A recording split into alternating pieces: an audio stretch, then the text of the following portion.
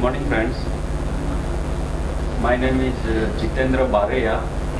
I am working in Horticulture Department, Bhopal as a executive. Here मैंने यहाँ पे एक पिक्चर ड्रॉ किया है, वो है कैंडल। जब अंधेरा पूरे कमरे में रहता है लेकिन एक कैंडल आप जलाते हो तो पूरा कमरा उजाला हो जाता है और अंधेरा यहाँ से गायब हो जाता है।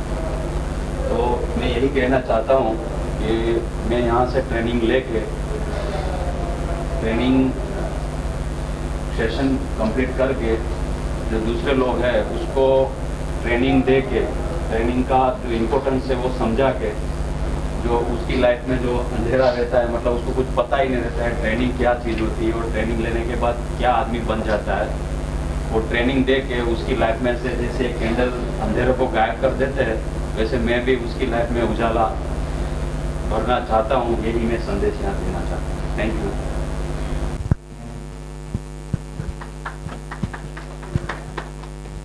Hello, good afternoon friends. कोई मुझे बता सकते हैं ये किसका पिक्चर है? ये old lady in A cold season. हाँ, आपने सही बताया। ये एक ओल्ड लेडी का पिक्चर है और उसने ऐसा पोशाक पहना हुआ है कि वो मेरे को ऐसा लग रहा है कि ये शायद ऐसे एनवायरनमेंट की ये लेडी है कि जहाँ बहुत बर्फ़ की बारिश होती होगी और एकदम कोल्ड एटमॉस्फेयर होगा, जिसकी वजह से उसने ऐसा पोशाक पहना हुआ है कि उसको ठंड से बचने के लिए, सर्वाइव रहने के लिए वो उसने पूरा मुंह के ऊपर, सर के ऊपर, पूरा बॉडी के ऊपर अपने आप को पूरा ढक लिया हुआ है, जिसकी वजह से वो एनवायरनमेंट से बचे, उसको कोई नुकसान ना पहुंचे और वो सर्वाइव रह पाए। और दूसरी बात कि ये जो पिक्चर है वो ब्लैक एंड वाइट पिक्चर है, मतलब उसमें कोई ऐसा कलर बलर नहीं किया गया। जैसे जैसे रंगीन हम पिक्चर बनाते हैं तो उसमें सब कलर बलर पुरते हैं, उसको ब्यूटीफुल बनाते हैं, लेकिन जो ये पिक्चर है वो उसकी खासियत है वो ब्लैक एंड वाइट है, उसमें कोई कलर बलर उसमें लगाया गया नहीं है। ठीक है। और ज़्यादातर ये पिक्चर के बारे में तो मैं ज़्यादा बता नहीं सकता हूँ। और दूसरा एक है कि पिक्चर में ये दिखाई देता है कि उसके सर के ऊपर जो, जैसे वो मोर के माथे के ऊपर जो कलगी रहती है वैसा एक शेप है, तो वो वहाँ का मेरे ख्याल से ट्रेडिशनल कोई ऐसा होगा जिसकी वजह से उसने ऐसा पोशाक पहना हुआ है। और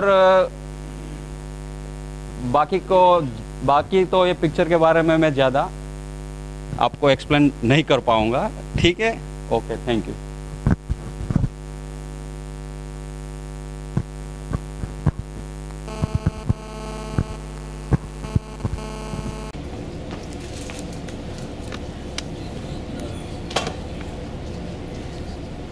गुड आफ्टरनून फ्रेंड्स, मैं आज आपके सामने डिफरेंट टाइप्स ऑफ जो सॉल्वेंट है हमारे इंडस्ट्रीज में यूज़ कर रहे हैं, फैक्ट्री में यूज़ कर रहे हैं, उसके बारे में समझाऊंगा।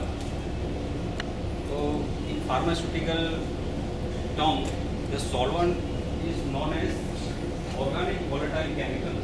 All the solvents are one type of chemicals and organic chemicals, but in pharmaceutical term they are known as organic volatile chemicals. Volatile means the boiling point of this chemical is very low and that's why it is evaporated, and that's why we are calling it organic volatile chemicals.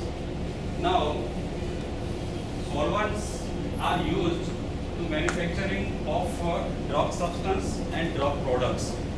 Now what is the difference between drug substance and drug products? We are manufacturing API, हम API बना रहे हैं तो उसको हम drug substance बोलेंगे, और वो ड्रग सब्सटेंस में से जो फॉर्मुलेटेड प्रोडक्ट बनती है जैसे टैबलेट, कैप्सूल, इंजेक्शन, उसको हम ड्रग प्रोडक्ट बोलते हैं। Now the solvents are play a very important roles in manufacturing process.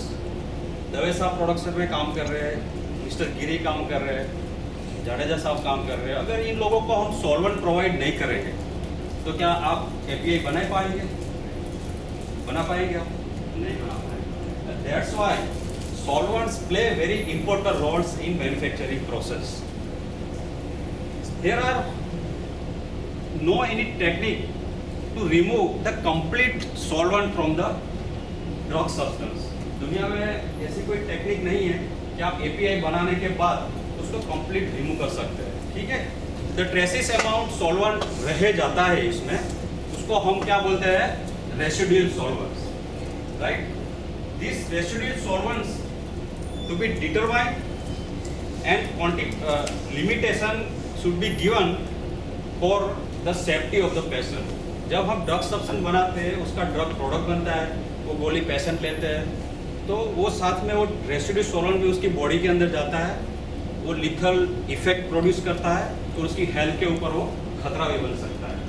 तो उसके लिए क्या कोई फार्माकोपिया बना नहीं है, IPBP USP सब बना हुआ है, लेकिन वो अपने एनवायरनमेंट के ऊपर उन लोगों ने सब बुक्स बनाई हुई है। बट सॉल्वेंट के लिए एक गाइडलाइन प्रिपेयर की गई है, उसको ICH गाइडलाइन बोलते हैं, इंटरनेशनल कॉन्फ्रेंस ऑन हार्मोनाइजेशन।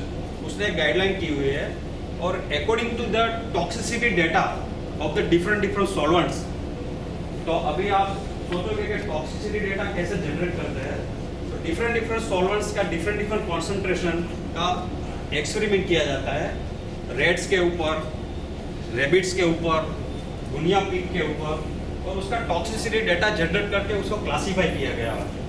तो according to ICH guideline there are 3 classes, class number 1, class number 2 and class number 3। Class number 1 means solvent to be avoided, solvent use ही नहीं करना है।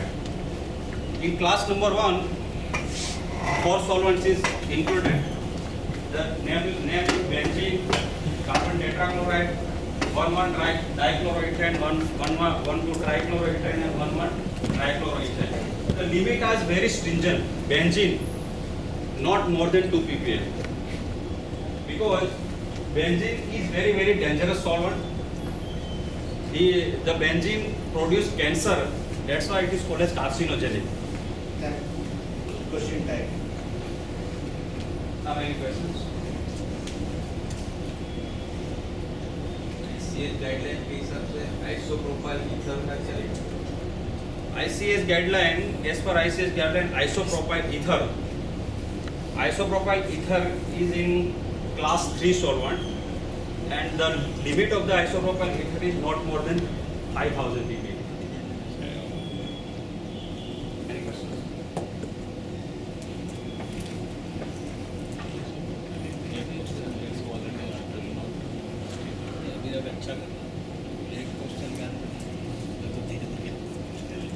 You said that benzene should not be used, but now the specification is benzene is available, right? If we are not using the benzene, then why it requires? Yes, good question. If we are using the toluene in manufacturing of drugs, then definitely our specification mentions the benzene also. Why? Because we are manufacturing toluene, at that time our input material is as a benzene. From benzene we can carry out a Friedel cap alkylation, then only the toluene is produced. But unreacted benzene, traces amount of benzene remains, and that's why we are using toluene. That definitely we check the benzene also, because benzene is very class 1 solvent, and the limit of the benzene is not more than 2 ppm. If the more than 2 ppm, then it produces the cancer and carcinogen. Thank you, sir.